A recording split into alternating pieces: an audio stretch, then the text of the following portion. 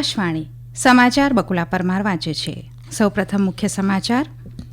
પ્રધાનમંત્રી નરેન્દ્ર મોદી આજે આંધ્રપ્રદેશના વિશાખાપટ્ટનમમાં 2 લાખ કરોડ રૂપિયાથી વધુની વિકાસ પરિયોજનાઓનું ઉદ્ઘાટન અને ખાતમુહૂર્ત કરશે. ઓડિશાના ભુવનેશ્વરમાં આજથી 18મા પ્રવાસી ભારતીય દિવસની ઉજવણી શરૂ. બાંગ્લાદેશના ઇમિગ્રેશન અને પાસપોર્ટ વિભાગે પૂર્વ પ્રધાનમંત્રી શેખ હસીના સહિતના 97 નાગરિકોના પાસપોર્ટ રદ કર્યા. એક દેશ એક ચૂંટણી સંબંધિત 2 ખરડા માટે રચાયેલી સંયુક્ત સંસદીય સમિતિની પ્રથમ બેઠક નવી દિલ્હીમાં ચાલી રહી છે. અને રાષ્ટ્રપતિ પદના શપથ ગ્રહણ અગાઉ અમેરિકાના બંધકોને છોડવામાં નહીં આવે તો હમાસ સામે કડક કાર્યવાહીની ટ્રમ્પની ચેતવણી. સમાચાર વિગતવાર. પ્રધાનમંત્રી નરેન્દ્ર મોદી આજે આંધ્રપ્રદેશના વિશાખાપટ્ટનમમાં 2 લાખ કરોડ રૂપિયાથી વધુના પ્રોજેક્ટનું ઉદ્ઘાટન અને ખાતમુહૂર્ત કરશે. શ્રી મોદી વિશાખાપટ્ટનમ નજીક પુડીમડાકા ખાતે એનટીપીસી ગ્રીન એનર્જી લિમિટેડના અત્યાધુનિક ગ્રીન હાઇડ્રોજન સેન્ટર પ્રોજેક્ટનો શિલાન્યાસ કરશે. નેશનલ ગ્રીન હાઇડ્રોજન મિશન હેઠળ આ પહેલું ગ્રીન હાઇડ્રોજન સેન્ટર હશે. આ પ્રોજેક્ટ ઉપર અંદાજે 1,85,000 કરોડ રૂપિયાનું રોકાણ થશે, જેનાથી વર્ષ 2030 સુધીમાં 500 ગીગાવોટ બિનઅશ્મિભૂત ઉર્જા ક્ષમતાના લક્ષ્યાંકને હાંસલ કરવામાં મદદ મળશે. પ્રધાનમંત્રી આંધ્રપ્રદેશમાં 19,500 કરોડ રૂપિયાથી વધુના રેલ અને રોડ પ્રોજેક્ટનો શિલાન્યાસ અને ઉદ્ઘાટન કરશે. આ પ્રોજેક્ટ ટ્રાફિકની સમસ્યા ઘટાડશે, કનેક્ટિવિટી વધારશે અને પ્રાદેશિક સામાજિક અને આર્થિક વિકાસને વેગ આપશે. શ્રી મોદી અનકાપલ્લે જિલ્લાના નક્કાપલ્લી ખાતે ઔષધીય બગીચાનો શિલાન્યાસ પણ કરશે, જેનાથી રોજગારીની ઘણી તકો ઊભી થશે અને આસપાસના વિસ્તારોના આર્થિક વિકાસને પ્રોત્સાહન મળશે. પ્રધાનમંત્રી તિરુપતિ જિલ્લામાં ચેન્નાઈ બેંગ્લોર ઇન્ડસ્ટ્રીયલ કોરિડોર હેઠળ કૃષ્ણપટ્ટનમ ઇન્ડસ્ટ્રીયલ એરિયાનો શિલાન્યાસ પણ કરશે. આ પ્રોજેક્ટથી લગભગ 1 લાખ રોજગારીની તકો ઊભી થવાની શક્યતા છે. ઓડિશાના ભુવનેશ્વરમાં આજથી 18મા પ્રવાસી ભારતીય દિવસ સંમેલનની શરૂઆત થઈ છે.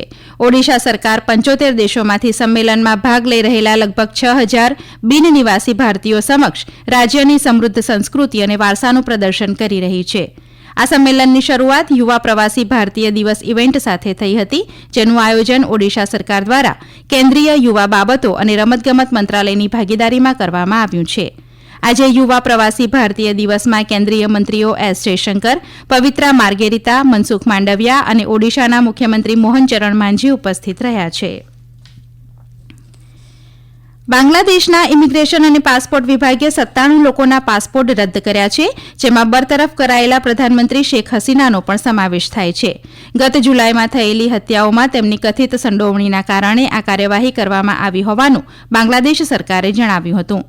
મુખ્ય સલાહકારના નાયબ પ્રેસ સચિવ અબુલ કલામ આઝાદે ઢાકામાં પત્રકારો સાથેની વાતચીત દરમિયાન પત્રકારોને જણાવ્યું હતું કે પાસપોર્ટ વિભાગે ગુમ થયેલા 22 લોકોના પાસપોર્ટ રદ કર્યા છે, જ્યારે શેખ હસીના સહિત 75 લોકોના પાસપોર્ટ જુલાઈમાં થયેલી હત્યાઓમાં તેમની સંડોવણીના કારણે રદ કરવામાં આવ્યા છે. ઉત્તર પ્રદેશ રાજ્ય માર્ગ પરિવહન નિગમ પ્રયાગરાજમાં યોજાનારા મહાકુંભ મેળા દરમિયાન ભક્તોની અવરજવર સરળ બનાવવા માટે ઇલેક્ટ્રિક બસો ચલાવશે. 7,000 ગ્રામીણ બસો અને 350 શટલ બસો મહાકુંભ વિસ્તારમાં તીર્થયાત્રીઓ માટે તૈનાત કરાશે. આ બસો મુખ્ય સ્નાનના દિવસો દરમિયાન સ્થાપિત 8 કામચલાઉ બસ સ્ટેશનો ઉપરથી ચલાવવામાં આવશે. દરમિયાન ઉત્તર પ્રદેશ પોલીસે મેળા વિસ્તારમાં ખાસ કરીને સંગમની આસપાસ સઘન ચેકિંગ અભિયાન શરૂ કર્યું છે. 13મી જાન્યુઆરીથી 26મી ફેબ્રુઆરી દરમિયાન યોજાનાર કુંભ મેળામાં વિદેશીઓ સહિત લગભગ 45 કરોડ મુલાકાતીઓ આવે તેવી શક્યતા છે. સંરક્ષણ મંત્રી રાજનાથસિંહ અને માલદીવના સંરક્ષણ મંત્રી મોહમ્મદ ઇસાન મૌમૂન વચ્ચે આજે નવી દિલ્હીમાં દ્વિપક્ષીય બેઠક યોજાઈ હતી. બેઠક દરમિયાન બંને મંત્રીઓએ તાલીમ, નિયમિત લશ્કરી કવાયતો અને સંરક્ષણ પ્રોજેક્ટ સહિત દ્વિપક્ષીય સંરક્ષણ સહયોગના વિવિધ પાસાઓની સમીક્ષા કરી હતી. માલદીવના સંરક્ષણ મંત્રી ભારતની 3 દિવસની મુલાકાતે છે.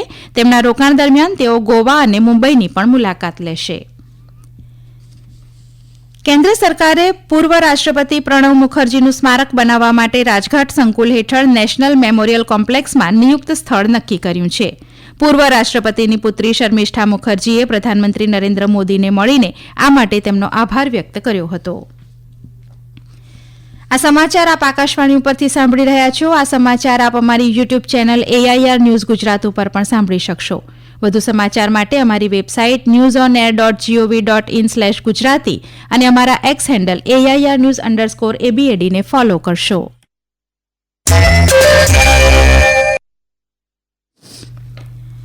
એક દેશ એક ચૂંટણી સંબંધિત 2 ખરડા માટે રચાયેલી સંયુક્ત સંસદીય સમિતિની પ્રથમ બેઠક નવી દિલ્હીમાં ચાલી રહી છે. આ બિલોને સત્તાવાર રીતે બંધારણ બિલ 2024 અને કેન્દ્રશાસિત પ્રદેશોના કાયદા સુધારા બિલ 2024 તરીકે નામ આપવામાં આવ્યું છે. પત્રકારો સાથે વાત કરતા સમિતિના અધ્યક્ષ બીજેપી સાંસદ પીપી ચૌધરીએ કહ્યું કે જ્યાં સુધી પ્રક્રિયાનો સંબંધ છે, સમિતિ તમામ હિતધારકોને સાંભળવાનો પ્રયાસ કરશે. બેઠક દરમિયાન કાયદા અને ન્યાય મંત્રાલયના પ્રતિનિધિઓ સભ્યોને સૂચિત કાયદાઓની જોગવાઈઓ વિશે માહિતી આપશે. 39 સભ્યોની સમિતિમાં લોકસભામાંથી 27 અને રાજ્યસભાના 12 સભ્યો છે. સમિતિ આગામી સંસદ સત્રના છેલ્લા સપ્તાહના પ્રથમ દિવસે પોતાનો અહેવાલ સુપ્રત કરશે. આ પેનલમાં ભાજપના નેતાઓ પીપી ચૌધરી, અનુરાગસિંહ ઠાકુર અને પરસોત્તમ રૂપાલા, કોંગ્રેસના નેતાઓ પ્રિયંકા ગાંધી અને મનીષ તિવારી, ટીએમસીના કલ્યાણ બેનર્જી, એનસીપી એસપીના સુપ્રિયા સુલે સહિત લોકસભાના અન્ય સભ્યોનો સમાવેશ થાય છે. રાજ્યસભામાંથી ઘનશ્યામ તિવારી, ભુવનેશ્વર કલિતા અને ભાજપના કે લક્ષ્મણ અને કોંગ્રેસના રણદીપસિંહ સુરજેવાલા અને મુકુલ વાસનિક અને જેડીયુના સંજય કુમાર ઝા અને વાયએસઆર કોંગ્રેસના વી વિજયસાઈ રેડ્ડી સહિત સંયુક્ત સંસદીય સમિતિના સભ્યો છે. સમગ્ર ઉત્તર ભારતમાં શીતલહેરની સ્થિતિ યથાવત છે. ભારતીય હવામાન વિભાગે આજે પંજાબ, હરિયાણા, ચંદીગઢ, દિલ્હી, ઉત્તર પ્રદેશ અને રાજસ્થાનમાં ઠંડીની આગાહી કરી છે. હવામાન વિભાગે જણાવ્યું છે કે આગામી 3-4 દિવસ દરમિયાન ઉત્તર ભારતના ભાગોમાં સવાર અને રાત્રિના કલાકો દરમિયાન ગાઢ ધુમ્મસની સ્થિતિ રહેશે. કેન્દ્રીય શિપિંગ મંત્રી સર્બાનંદ સોનોવાલે દીનદયાળ પોર્ટ કંડલાના ગ્રીન હાઇડ્રોજન એક્સલન્સ સેન્ટરનું ખાતમુહૂર્ત તથા વેસ્ટ રિસાયકલિંગ પ્લાન્ટ અને કેન્દ્રીય વિદ્યાલયની નવી ઇમારતો સહિતના વિવિધ પ્રકલ્પોનું લોકાર્પણ કર્યું હતું.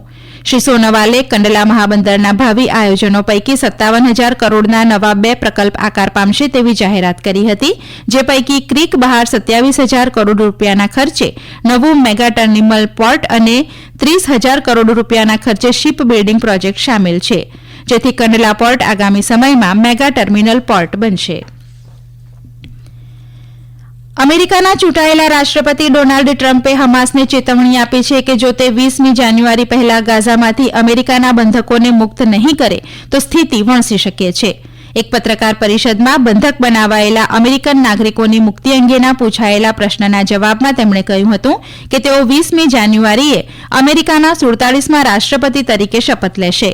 મંગળવારના રોજ ફ્લોરિડાના માર એ લાગોમાં એક પત્રકાર પરિષદને સંબોધતા શ્રી ટ્રમ્પે કહ્યું હતું કે જો તે બંધકો પાછા નહીં આવે તો હમાસ સામે કડક કાર્યવાહી કરાશે. મલેશિયાના ક્વાલાલંપુરમાં રમાઈ રહેલી મલેશિયા ઓપન બેડમિન્ટનમાં ભારતના ધ્રુવ કપિલા અને તનિષા ક્રાસ્ટોએ મિક્સ્ડ ડબલ્સની પ્રી ક્વાર્ટર ફાઇનલમાં પ્રવેશ કર્યો છે. આ જોડીએ પ્રથમ રાઉન્ડમાં દક્ષિણ કોરિયાની જોડીને પરાજય આપ્યો હતો. આવતીકાલે રાઉન્ડ ઓફ 16માં આ ભારતીય જોડી ચીનના ખેલાડીઓ સામે રમશે. અન્ય ભારતીય જોડી આધ્યા વયાર્થ અને સતીશ કરુણાકરન પણ મિક્સ્ડ ડબલ્સની પ્રી ક્વાર્ટર ફાઇનલમાં આગળ વધી છે. તેઓએ આજે સવારે રાઉન્ડ ઓફ 32માં દેશના જ અમૃતા પ્રમુતેશ અને આશિત સૂર્યાને હરાવ્યા હતા. મહિલા ડબલ્સમાં ભારતની ઋતુપંદા પાંડા અને શ્વેતાપર્ણા પાંડાની જોડીનો પરાજય થતાં તેઓ ટુર્નામેન્ટમાંથી બહાર થયા છે.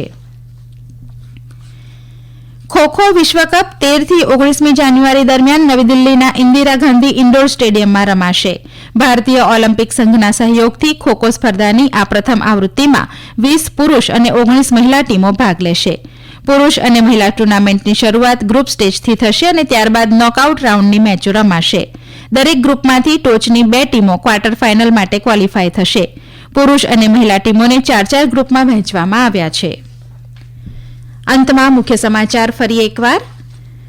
પ્રધાનમંત્રી નરેન્દ્ર મોદી આજે આંધ્રપ્રદેશના વિશાખાપટ્ટનમમાં 2 લાખ કરોડ રૂપિયાથી વધુની વિકાસ પરિયોજનાઓનું ઉદઘાટન અને ખાતમુહૂર્ત કરશે. ઓડિશાના ભુવનેશ્વરમાં આજથી 18મા પ્રવાસી ભારતીય દિવસની ઉજવણી શરૂ. બાંગ્લાદેશના ઇમિગ્રેશન અને પાસપોર્ટ વિભાગે પૂર્વ પ્રધાનમંત્રી શેખ હસીના સહિતના 97 નાગરિકોના પાસપોર્ટ રદ કર્યા. એક દેશ એક ચૂંટણી સંબંધિત 2 ખરડા માટે રચાયેલી સંયુક્ત સંસદીય સમિતિની પ્રથમ બેઠક નવી દિલ્હીમાં ચાલી રહી છે. અને રાષ્ટ્રપતિ પદના શપથ ગ્રહણ અગાઉ અમેરિકાના બંધકોને છોડવામાં નહીં આવે તો હમાસ સામે કડક કાર્યવાહીની ટ્રમ્પની ચેતવણી. આકાશવાણી ઉપરથી સમાચાર પૂરા થયા.